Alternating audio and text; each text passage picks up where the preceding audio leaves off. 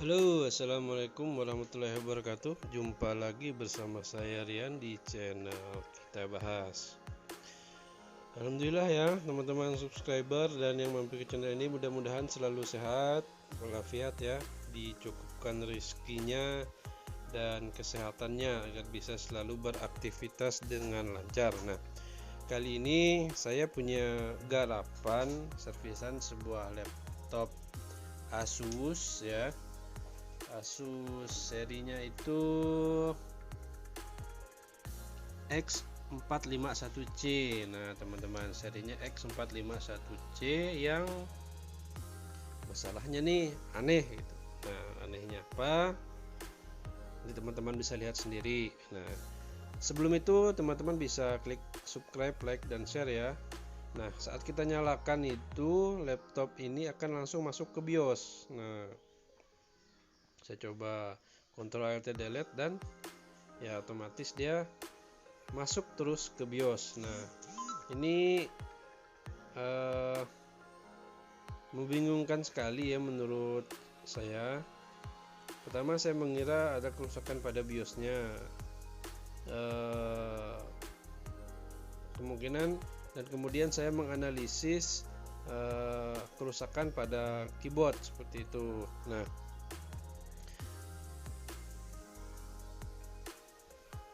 teman-teman bisa lihat ya, dia langsung masuk ke BIOS kembali tanpa saya pencet apapun. Jadi tidak ada tombol F2, tidak saya pencet, dan tetap masuk ke BIOS seperti itu ya teman-teman. Nah langkah selanjutnya yang saya coba lakukan adalah saya coba membuka laptop ini. Nah saya lihat di belakangnya itu masih ada segel. Nah saya coba buka satu persatu dan saya lihat di belakangnya itu ada segel.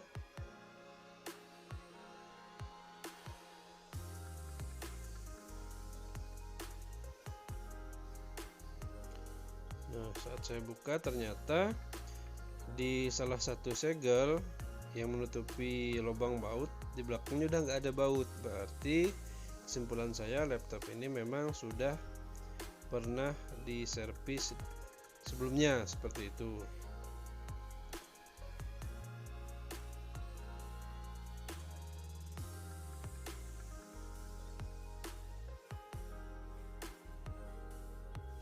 Nah dalam proses membuka ini teman-teman harus melepaskan beberapa kabel fleksibel. Pertama ada kabel fleksibel keyboard, kemudian kabel fleksibel touchpad, dan kabel fleksibel untuk power pada keyboardnya ya, pada casing atasnya ini. Dan ya benar sekali dugaan saya, laptop ini pernah dibuka dan nampaknya pernah diganti keyboardnya sebelumnya oleh teknisi lain seperti itu.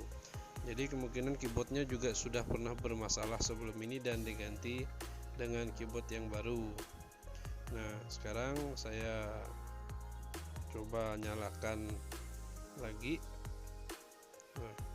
Nah untuk menyalakannya di sini saya mencoba menshortkan pin pada input soket untuk ke powernya, ke tombol powernya ya. Jadi karena tombol powernya tadi kan nyatu di keyboard atasnya, nah sudah kita lepas. Jadi cara menyalakannya itu kita shortkan pada salah satu kaki di motherboardnya yang tertuju kepada tombol power tadi.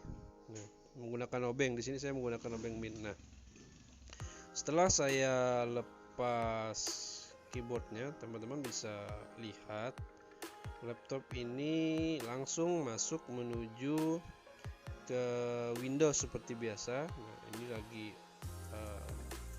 ada tulisan please wait. Nah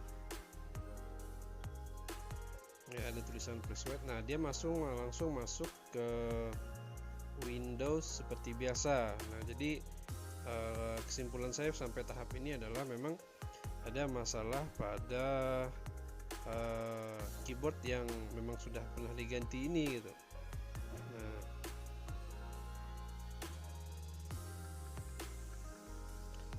selanjutnya saya mencoba membuka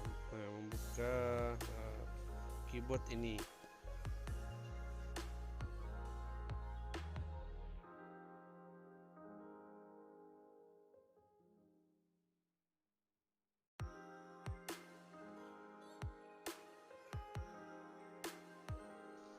Nah, setelah selesai proses pelepasan keyboard dari casing atas, nah di sini sangat nampak sekali ya teman-teman ya, bahwa itu debu banyak sekali nempel di keyboard.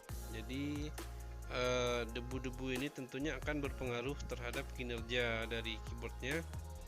Dari mana debu bisa masuk dari hasil perputaran fan laptop ataupun dari ruangan atau sekitar tempat kita beraktivitas itu debunya tinggi, jadi bisa terhisap dan nyangkut di keyboard laptop kita.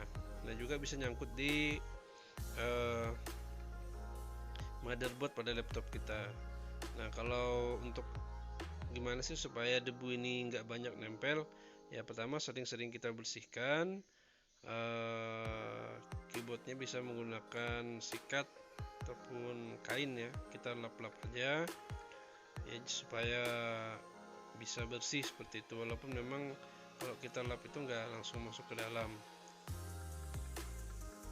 Nah, dalam proses ini teman-teman bisa lihat sendiri saya membersihkannya menggunakan sikat gigi ya teman-teman. Di sini saya tidak mencampur sikat giginya dengan alkohol ataupun pembersih yang lain, karena saya ingin coba dulu dengan hanya membersihkan tanpa mencampurnya dengan thinner maupun alkohol, apakah sudah bisa berfungsi kembali atau tidak. Nah, ini ada proses saya untuk menyalakan kembali laptopnya seperti di awal tadi, dengan melakukan short pin pada motherboard laptop agar laptopnya nanti menyala. Nah, tapi tadi sebelum saya menyalakan, saya lihat di laptopnya juga banyak debu, jadi saya coba bersihkan motherboard dan komponen-komponen di laptopnya supaya nanti nggak perlu lagi kita bersihkan kalau memang masalah ini bisa beres hanya dengan kita bersihkan seperti itu.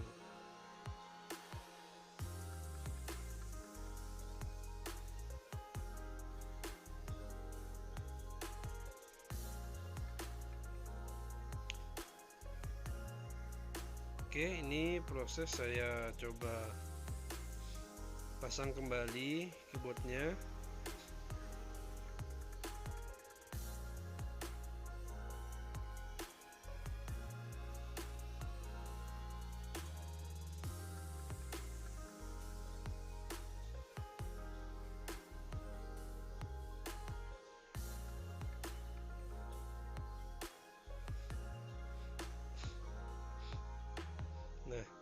Nah, saat dinyalakan dan dipasang keyboard, dia otomatis masuk ke BIOS kembali seperti itu. Nah, sama seperti di kasus awal sekali tadi yang kita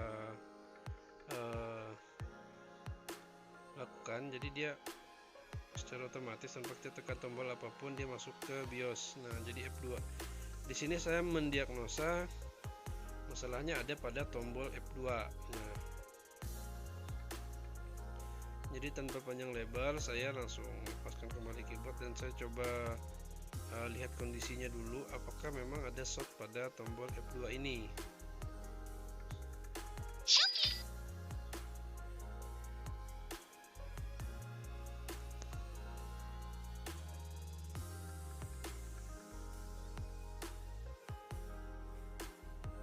Nah, setelah saya coba tadi bersihkan pada tombol F2-nya, ternyata hasilnya tidak jauh berbeda atau masih sama, masih tetap saja masuk ke BIOS secara otomatis seperti itu. Nah, di sini saya tidak berhenti di situ saja, saya coba analisa dan coba bersihkan kembali.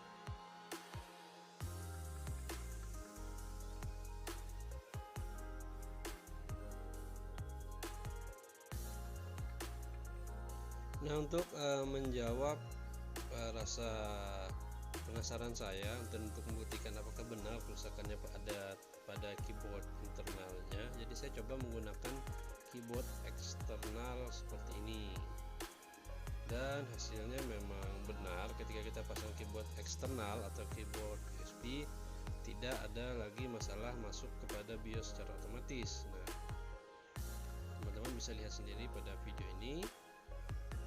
Nah, ketika saya ketik tidak ada masalah,